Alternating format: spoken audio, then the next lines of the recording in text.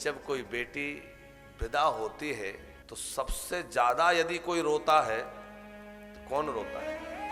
कोई व्यक्ति इतना निष्ठुर हो कि कभी ना रोया हो, यहां तक कि कोई इतना कठोर हृदय का व्यक्ति हो कि दुर्भाग्य से किसी व्यक्ति का बेटा चला जाए और बेटे के जाने पर भी जो ना रोया हो, वो भी जिस दिन बेटी की विदा करता है उस दिन अपने आंसू नहीं रोक पाता है। बेटी को जब बिठाता है डोली में, गाड़ी में, उस दिन पिता के हृदय लगता है फट पड़ेगा। जनक राज जी महाज्ञानी हैं, लेकिन जनक जी ने जब जानकी की विदा की तो मिटी महामर्याद ज्ञान की। जनक जैसे योगी जो है उनकी ज्ञान की मर्यादा नष्ट हो गई।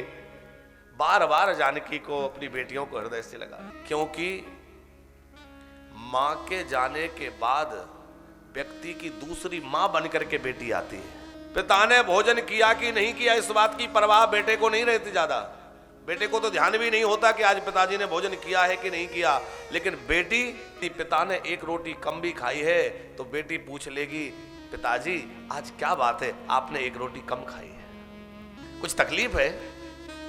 ऑफिस से लौटते हुए अपने पिता के चेहरे को देखकर बेटी कह देगी, पिताजी आज आप किसी चिंता में हैं, कुछ परेशानी है।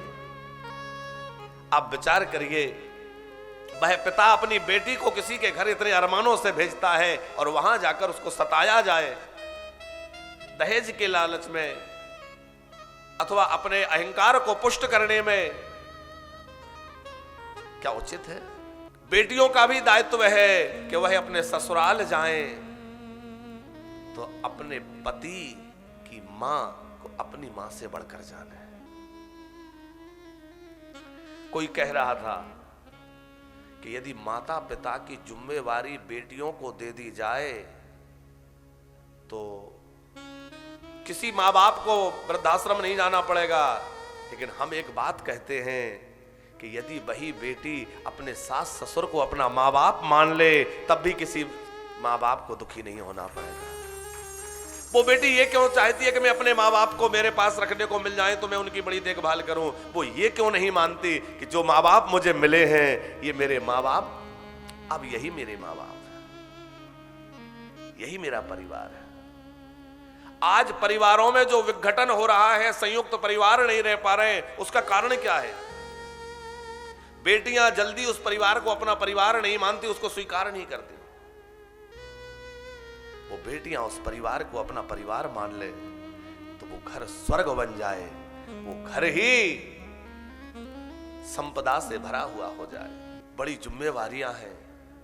देखो, भगवान की भक्ति तो करना है, भगवान के भजन में तो लगना है, पर संबंधों की वैल्यू, रिश्तों का मूल्य बहुत जरूरी है।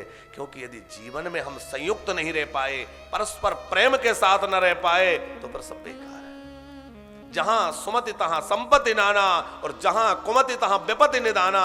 जहां झगड़ा होगा, कुमति होगी, वहां लक्ष्मी भी नहीं रहेगी, संतोष भी नहीं रहेगा, सब चला जाएगा।